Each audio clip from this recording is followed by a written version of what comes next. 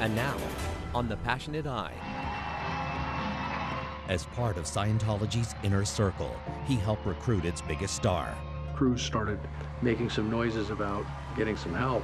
That became #1 priority. I was helping him in all aspects of his life. Now, Marty Rathbun is lifting the lid on pressure tactics he says are used against people leaving the church. Come on, Marty. Got anything to say? Tactics he helped devise. There's a PI out in front of my house right now.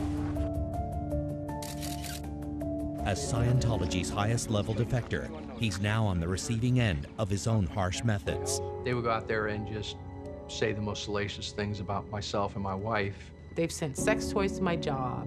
They've sent PIs to my dad's house, to my ex-husband. An insider's expose. There's no bigger threat to the existence of the Church of Scientology than Marty Rathbun. Scientologists at war.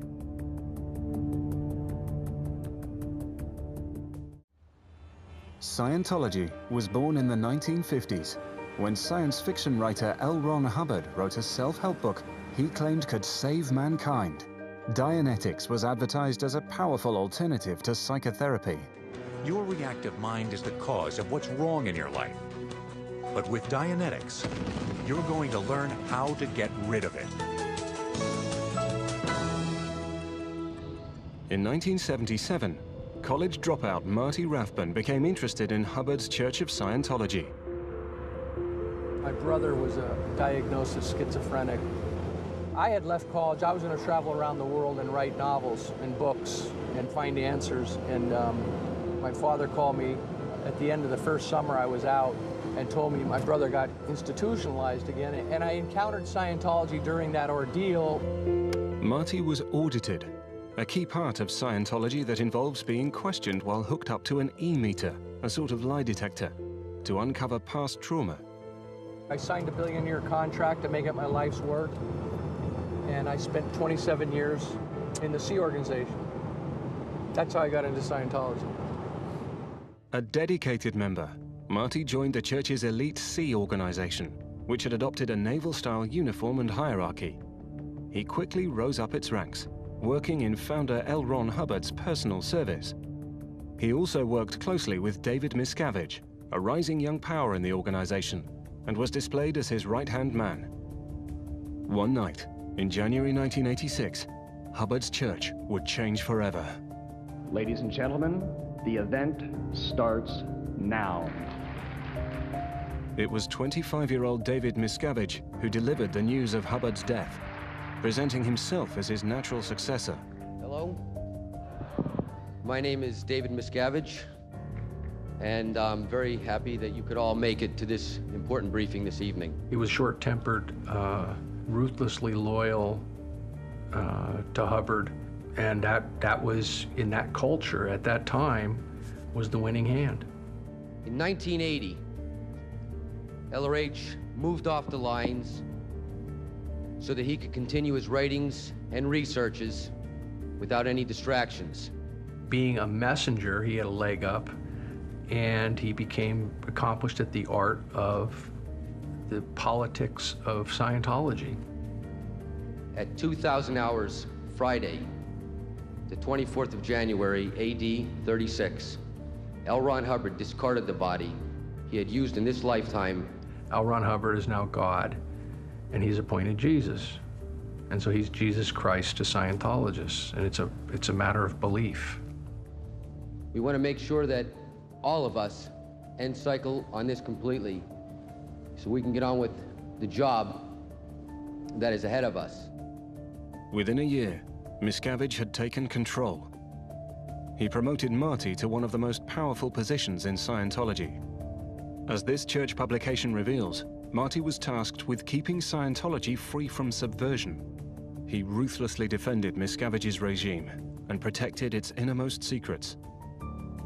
To progress spiritually in Scientology, you must go through a number of stages that can cost thousands of dollars and take many years. Only the most dedicated are told the secrets of Level 3, in which Scientology's history of mankind is finally revealed. 75 million years ago, a tyrant named Xenu ruled the Galactic Confederation, a coalition of 76 planets.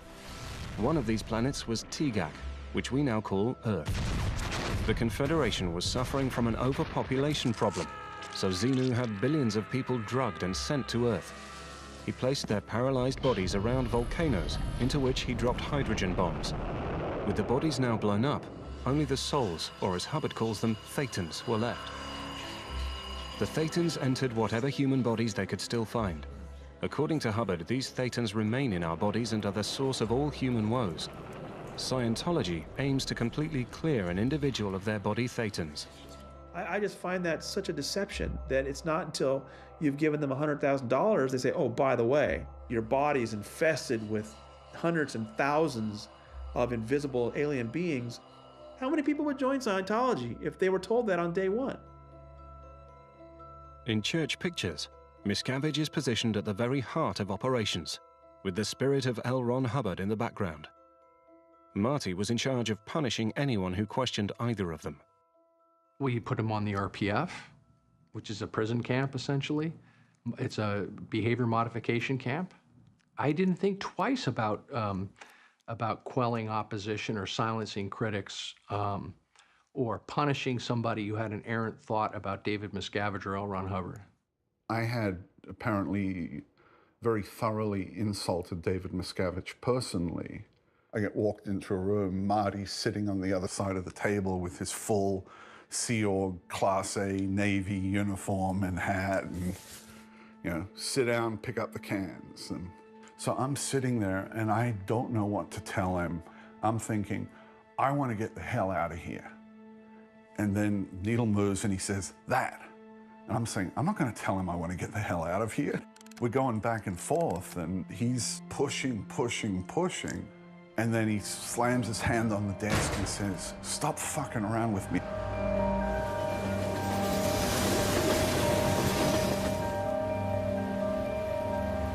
My name is Tony Ortega. I'm a journalist who's been writing about the Church of Scientology for 17 years.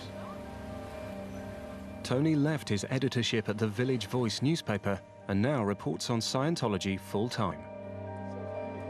Reporting on Scientology, they do their best to kind of creep you out, and I've definitely had some creepy moments. It's just part of the job. Can I ask you who you're filming for? Just documenting all the crazy stuff that's going on. For your own or for OSA or? For somebody. You don't want to say who? Nah. From L. Ron Hubbard's writings, Marty and Miscavige had guidelines on how to maintain order in the church and silence dissenters. L. Ron Hubbard, it spelled out how to treat somebody who's criticizing Scientology, in particular reporters. He created this game plan saying that you can say anything or harm people in any way. Journalists investigate him, do noisy investigations. They put one of their private investigators out to interview every person that person knows, former colleagues. To try to shudder them into silence. But church leaders had bigger problems. Unless Scientology could be recognized as a religion, they'd have to pay the IRS a $1 billion tax bill. We probably had 1/4 of that in total assets. So yeah, it was a life and death scenario. We had hundreds, if not thousands of lawsuits ongoing, and I was coordinating all of them, and every one of the intelligence guys and every one of the PR guys. It was a coordinated harassment campaign to wear down the IRS, and it had its effect. Scientologists from around the world have gathered for the announcement of our biggest breakthrough ever. After 25 years of campaigning, Miscavige was able to announce one of the church's greatest victories. Marking the occasion with all the glitz and glamour of a Hollywood awards ceremony, Miscavige took the opportunity to name-check Marty and his pivotal role in the win. Marty Rathbun and I were in Washington, D.C. Off we proceeded down to 1111 Constitution Avenue. We presented ourselves to security at the front door and informed them we were there to see the commissioner of the IRS. Is he expecting you, they asked. No, was our response. But if you phone him on the intercom and tell him we are from the Church of Scientology, I am sure he'd love to see us. We essentially told him, look, it's draining a tremendous amount of your money, it's draining a tremendous amount of ours. Why don't we see where the cooler heads can prevail? There will be no $1 billion tax bill which we can't pay. There will be no more discrimination. There will be no more nothing. Commissioner was just exhausted of all the, constant attacks. I've talked to a previous IRS commissioner who went through the same thing, and they would call him in the middle of the night. I mean, it was just kind of constant harassment that the church just finally brought the IRS, one of America's most legendary organizations, to its knees. The IRS issued letters recognizing Scientology and every one of its organizations as fully tax-exempt. The war is over!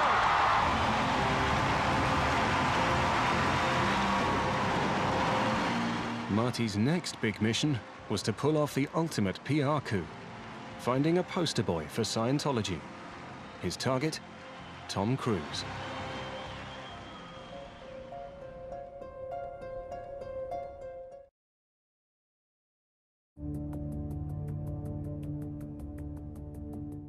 The Church of Scientology works hard to attract big names, even creating specialist centers for celebrities.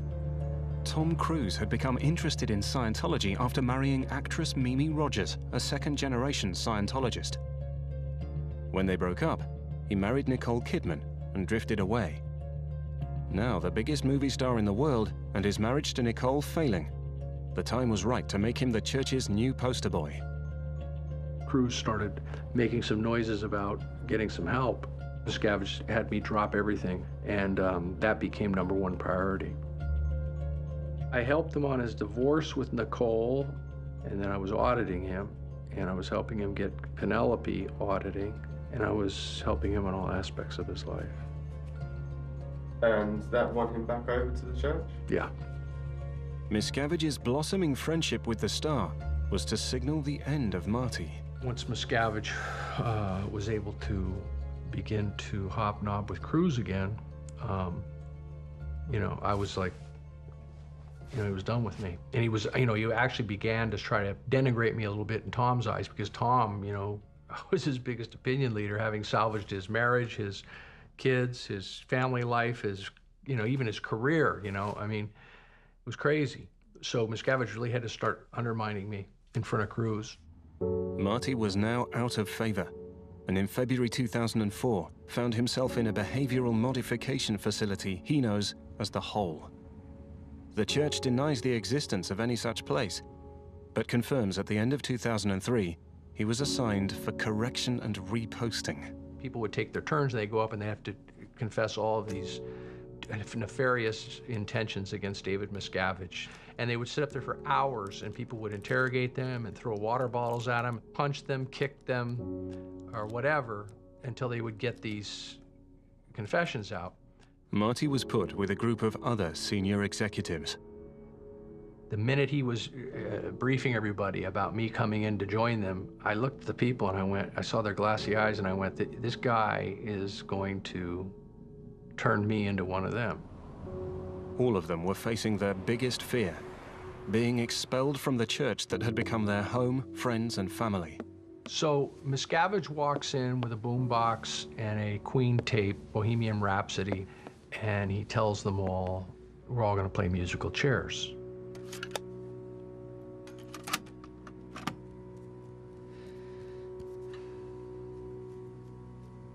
Whoever's missing from the chair, you are going to be offloaded from the base. You're going to be sent off with, $50, a way you can never be in Scientology again.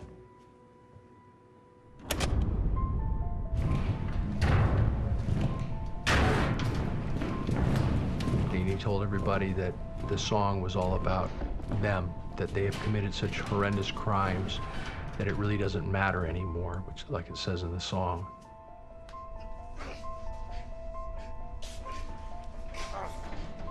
So most of the people fought pretty strenuously, and they got to the point where they were tearing chairs apart and throwing each other up against walls, and, the fewer people that were involved, and Miscavige kept pimping them on, the further they got into it. I went like 2 rounds. What did you make of it? That Miscavige is stark staring mad, and that people have gotten so conditioned to it that this whole place is mad. The church describe the game as an educational exercise and say that Marty's version of events is exaggerated and there was no violence then or in confessionals. But for Marty, The game marked a major turning point. I'm not the type to be in prison, and I'm not going to be in prison. I decided to get out of there, and as the whole group was being led back to the hole, I got to the very back of the line, and as they were ushering people in, I slipped behind some bushes, and I went and found my motorcycle, which was on a different part of the property, and I moved it to the back, to where the back gate is. You got to phone to the security gate, which is like 300 yards up the road, and have a reason and have okay to go before they'll open the gate for you. So I just waited patiently in the bushes until somebody came along who was in a delivery truck who had the okay to go. I started up the engine, and I was like 50 yards away, and I timed it perfectly so that the guy was out the gate, and the gate was coming back, closing, and I just punched the gas, threaded the needle, got out the gate before it closed, and just took off down the highway. But alone and away from the world he'd known for 27 years, Marty was soon persuaded to return and discuss his issues with the church. He was put to work in a Scientology carpentry mill, stripped entirely of his status and standing. Meanwhile, Miscavige celebrated Tom Cruise by rewarding the Mission Impossible star with a new honor in yet another lavish ceremony, topped with action movie music and military salutes. I have never met a more competent, a more intelligent, a more tolerant, a more compassionate being. We are lucky to have you, and thank you very much.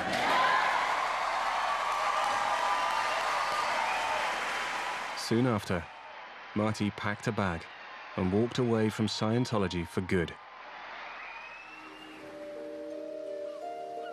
He went into hiding in Texas and let rumors grow that he was dead. He now had to rebuild his life. Hey, honey. We met on Match.com, and he said on the phone, you know, if you want to find out anything about me, you know, don't look me up on the internet. Just ask me, and I'll tell you. And I'm like, okay. As I'm on the phone, I'm looking him up. You know, I'm reading this thing, and it's saying he's dead. And I'm like, okay, I'm on the phone with him, and he's, you know, whatever. So that was our first telephone conversation. Marty hated the church, but still loved Scientology. With the use of the e-meter and auditing banned outside the church, he had no way of practicing the faith he'd dedicated his life to. You think you're saving not only the world, but the entire universe for 30 years, and then how do you find a purpose that even has any meaning? And he wouldn't get out of bed, and he wouldn't eat, and he just was laying there, and I was like, something ain't right. You're like, what the hell? I mean, I had created this little world with him, and it was going, and it was nothing I could do because I knew that I couldn't give him what he was looking for in the church. Like, I didn't understand any of that. I didn't even speak his language. I thought, okay, he had these trunks in the garage that had his books, his Scientology books, and I'm like, I wonder if there's something in there that I could find out in there that I could read, that I could use to help him get better. We're just going to do an interview, okay? To see if we can find something of interest that there's... Marty had been a top auditor, Scientology's version of therapy. Pete were here, what would you tell him? Auditors ask questions and measure the emotional response of the participant on the e-meter to pinpoint the underlying causes of unhappiness. Once the problem is found, the auditor attempts to unburden the sufferer. Seeing how much he liked to help people, Mosey persuaded him to start again. Okay, end of session. I had been with him for 3.5 years at that point, had never seen him so excited about being alive. Like, he just was just so, wow. And I was like, okay, whatever you did in there, you need to keep doing, because this is really cool. So, yeah, I did. I did encourage him to keep going. Marty had found his place in the world and was now sure it wasn't his beliefs at fault, but the church. He started to blog, telling people he was practicing Scientology independently. He'd been well known as a celebrity auditor, and people began flying in from all over the world for sessions. Matter of fact, I need to show you something. His blog about independent Scientology took off and has become a rallying point for disaffected Scientologists all over the world. Church members are trained very well to ignore anything critical that shows up in the press. When Marty Rathbun writes something critical of Miscavige or the church on his blog, it reaches deep into the membership of Scientology. Now they're suddenly saying, I still believe in Hubbard, I still believe in the technology, but I don't want to have anything to do with the Church of Scientology anymore. I'm now an independent. I often tell people that there's no bigger threat to the existence of the Church of Scientology than Marty Rathbun's blog. Before long, former high-level Scientologists were visiting Marty to talk about creating a new movement. Most people I've met who've heard bad things about Scientology, the moment you say, I'm a Scientologist, their face drops, they look, you know, oh no. The moment you say, but I'm not a member of the Church of Scientology, I'm independent of Scientology, they brighten up again. Exactly. And they're interested. Exactly. I think it's eminently solvable. Interestingly, more and more people are practicing Scientology in the comfort of their homes. You know, people are doing it. It's beginning to burgeon. Marty was about to attract unwanted attention from people who objected very strongly to what he was doing. All right, I've got you guys now. Now leave. Good. And don't come back.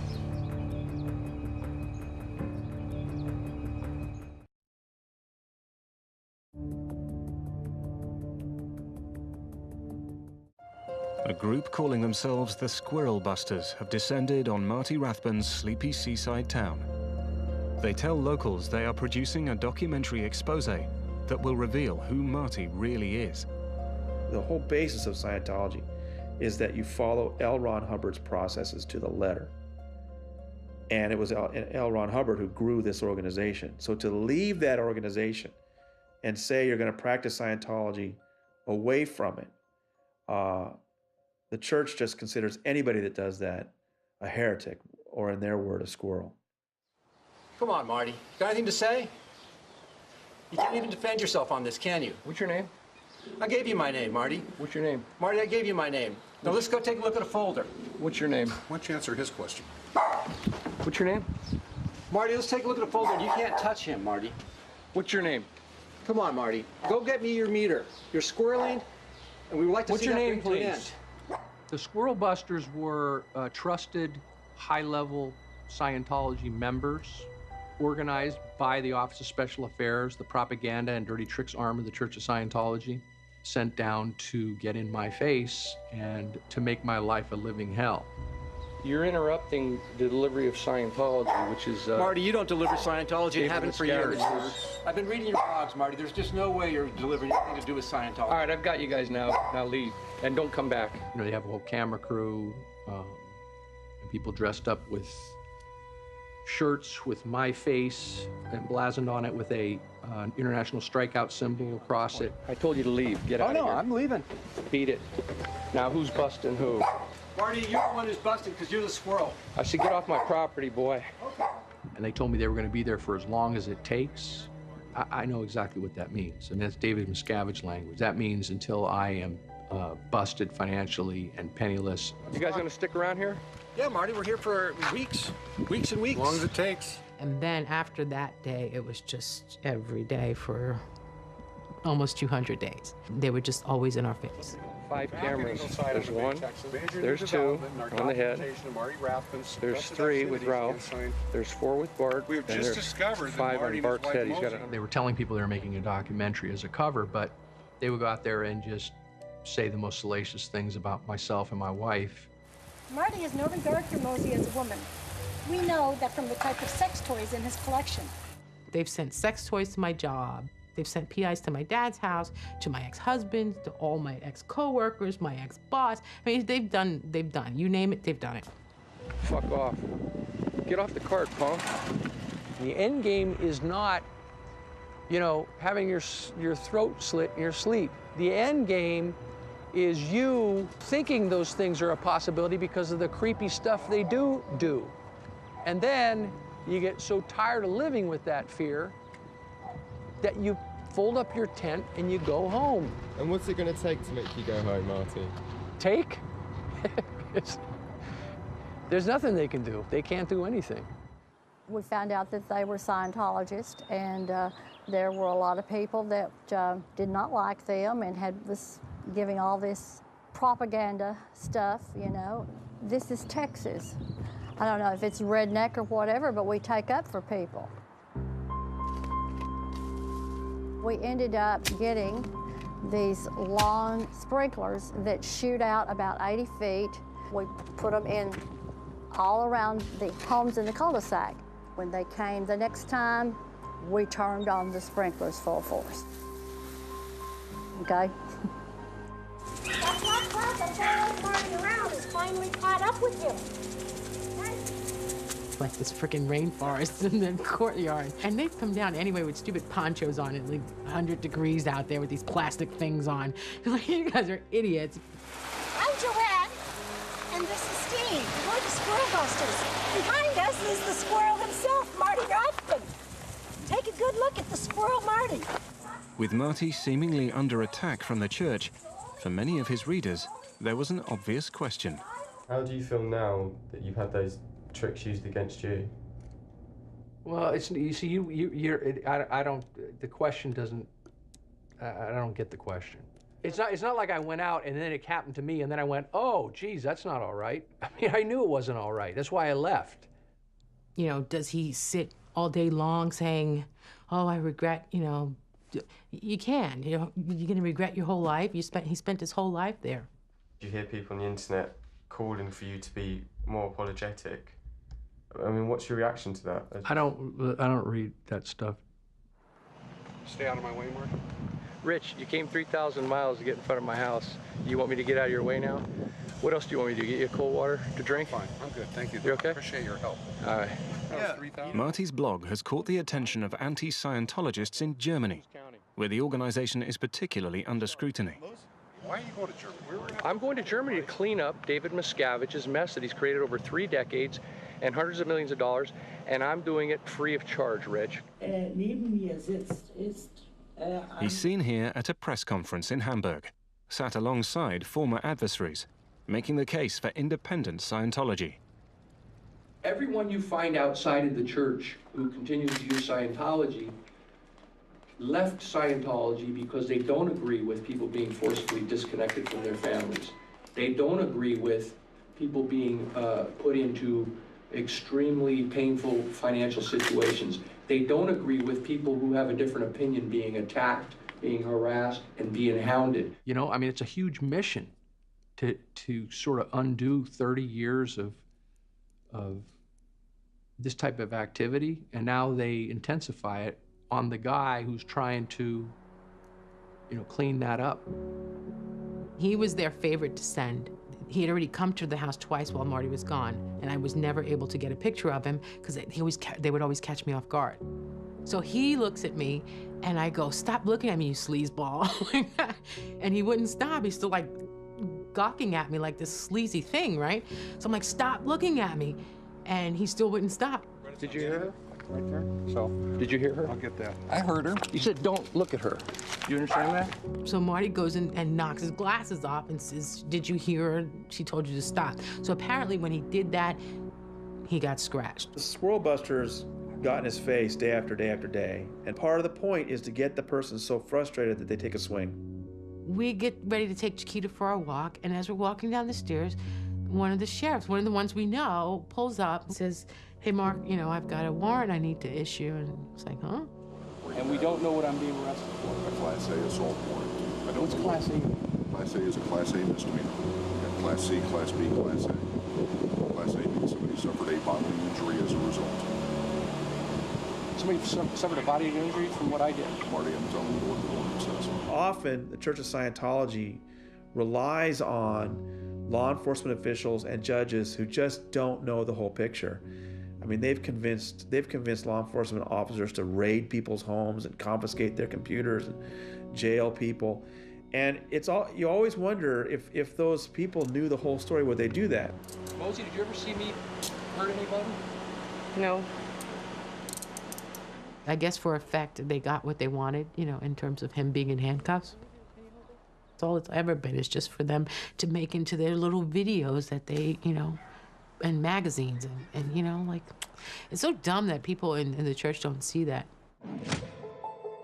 Even when he's being arrested, handcuffed, and booked for assault with bodily harm, there's Kingpin Rathbun sticking to that well-worn story that no, he wouldn't even hurt a fly. Marty was released shortly after being arrested, but he'd finally given the Squirrel Busters the PR victory they wanted. They released their documentary online under the name Marty Rathbun, violent psychopath, cult militia leader. Rathbun likes to think of himself as a good man, a kind man, a tolerant man who grants the freedom of speech to all. Unless, of course, it's the free speech of a documentary crew covering him. You can't do that, Marty. That's my personal property, Marty. It's just a ridiculous film. Anybody with a brain would watch that and just laugh. It's just such a attack on him in ways that are childish. Or asking him for an interview. The church is used to winning PR wars, but their plan backfires as their actions catch the attention of Tony Ortega. I immediately realized that it was a bizarre story that deserved coverage, so I put together this story. When Scientologists attack, I called it. It just got a huge reaction. NBC finally made this a national story. Really, you know, got to be fairly unprecedented in the history of American religion, you know. This guy was the first guy that really, I think, understood and framed the issue of these squirrel busters as being a religious freedom issue. He's probably done more to expose them than any other journalist over at least the last 3 years. After 200 days, and with growing media criticism, the squirrel busters disappeared from Ingleside.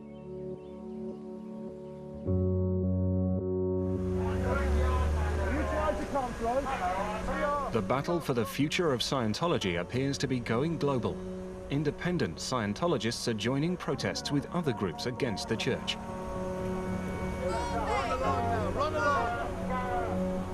David Miscavige is in England, at Hubbard's former home, the Mecca of Scientology, for one of their biggest annual events. I hope you're ready. I sincerely hope you are ready. I don't think he can put the genie back in the bottle at this point. I've been overtly practicing for 3 years, and dozens upon dozens of people have followed my lead around the world.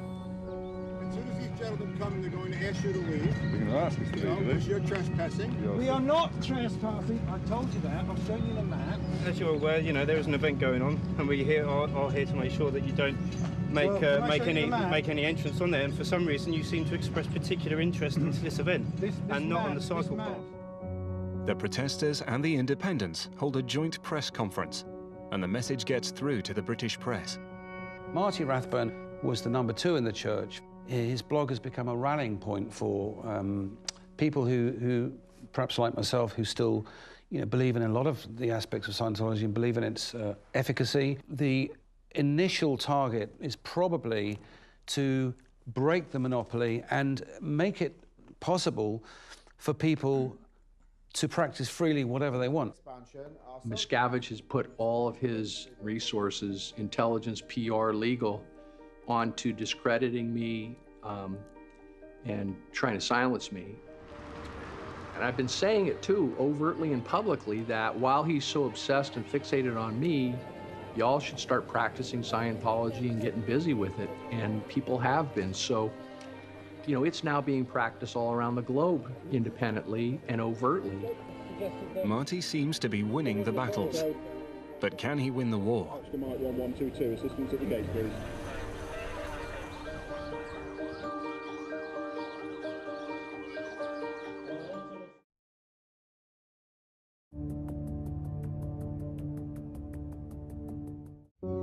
With the squirrel busters gone, Ingleside is a quiet coastal town once again.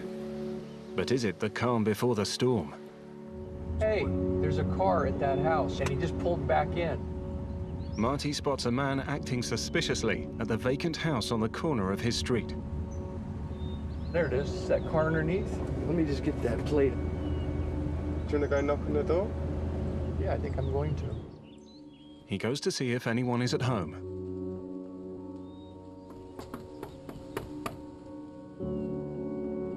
Mosey checks out the number plate. It's registered to a private investigator. Marty discovers high-powered surveillance cameras trained on his house. That little rat is trapped in that house.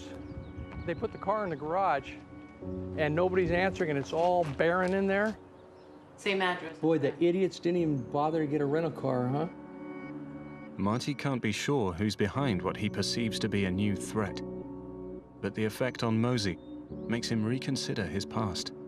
If you look at the window that's facing us, you can see at the bottom left-hand corner there's a couple of cutouts. I thought it was a little bit strange that they would rent a house which serves no other purpose than to have some kind of electronic upfeed on every time we come and go. In some ways, are they using your own tactics back on you? Yeah, it's my own tactics back on me in terms of the surveillance.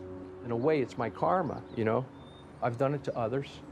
And so, in a way, it's you reap what you sow. You can hear it and someone can tell you and kind of, but until you actually see it, it became real at that point. And I don't know, it's still taking it all in, I think. Things are tough in Texas. But elsewhere, more and more Scientologists are turning independent. In Israel, for the first time in Scientology's history, an entire mission has announced that it's defecting and joining the independent movement. We have a lot of new people coming. We're expanding rapidly. And we have people coming who were in the Church of Scientology and have left and are now with us. Even some people who knew us before, but refused to come in when we were associated with the church. Now they're free, they're happy, they're eager. So a lot of new people are coming. But back in Texas, things are getting worse. I recently exposed the surveillance cameras that have been trained on my home. And what do? Is they put up reflective shield on the window so I can't see inside. The message being, I suppose, well, we'll just make you wonder what's behind all these windows now. What is it that we're doing that's so interesting? You know, we don't try to hide what we do at our house. They know who comes to our house. There's a PI out in front of my house right now. They're patrolling with their, you know, PIs in the cars, you know, taking pictures of the license plates at our house. So is it necessary to watch 24/7? So if they're trying to see what's going on inside the house, that's kind of like a little bit creepy. The situation is becoming unbearable for Marty and Mosey. So what level were they escalated, do you think? I don't know. You have to ask them. But Marty has always fought fire with fire. You must know him better than anyone, so what do you think he would have been like in the church? He'd have been one tough dude. I think... Because he was known as an enforcer, wasn't he?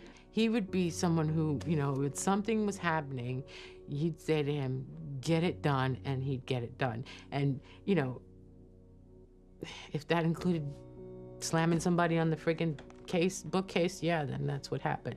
People are conditioned to accept that, you know? I was conditioned to accept that and participate in that. I think I recognize how Scientology at the upper levels does that to people. Yet he doesn't want to return to being the sort of man he was in the church. That fanaticism leads to all other evils. My goals have, you know, I've readjusted them radically since I got out of the Church of Scientology.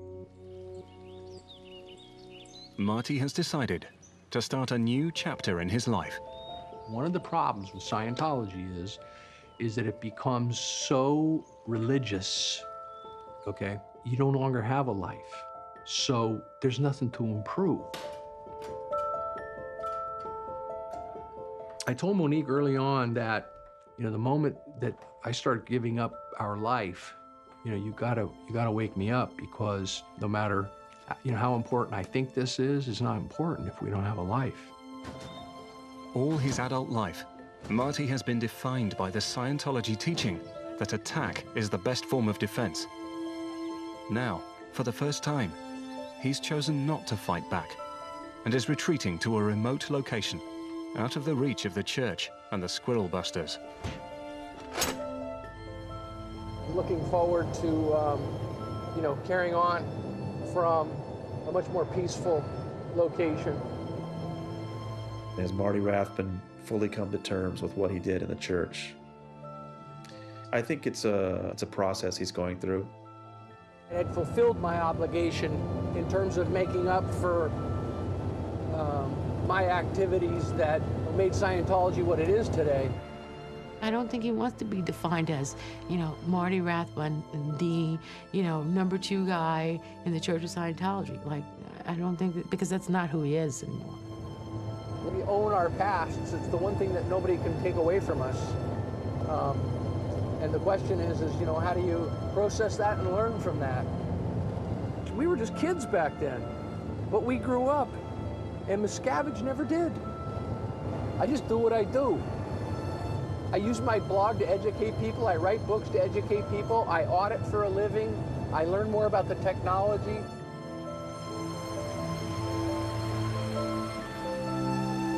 Yeah, when we first drove up, we were like, oh, because you can't see the house from the street. But we were just like, that's the ticket. That's what we want.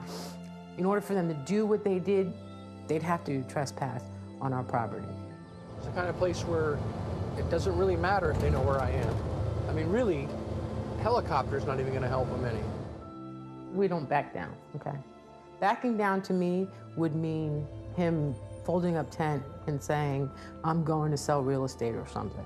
That's backing down to me. Changing your strategy and your approach is not backing down. Look at little Chiquita. Look at her ears up. I mean, one of the things that the church has not been able to do is to drive a wedge between him and I. And they haven't done that. As a matter of fact, they've only made it stronger. It was very nice this morning. We got up, it was dark out still. And we just stood out in the driveway and just looked up at the stars, and it was so peaceful and quiet. Marty is still auditing and writing his blog, but has now rejected the label of Scientologist. The independent Scientology movement continues. The Church of Scientology states that Marty Rathbun has never been a part of its ecclesiastical management, and although he's been publicly attacking the church for 4 years, his claims have had no discernible effect whatsoever.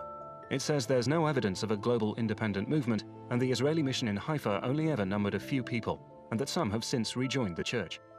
The Church of Scientology states there is nothing inappropriate about using sustained legal pressure to obtain legal redress, and that the idea harassment was used to achieve tax-exempt status is obvious nonsense. It also denies sending the Squirrel Busters. While acknowledging that some were Scientologists, Squirrel Busters Productions is a wholly separate organization. The Church of Scientology denies putting Marty under surveillance, but admits conducting a legal investigation into him in furtherance of potential litigation.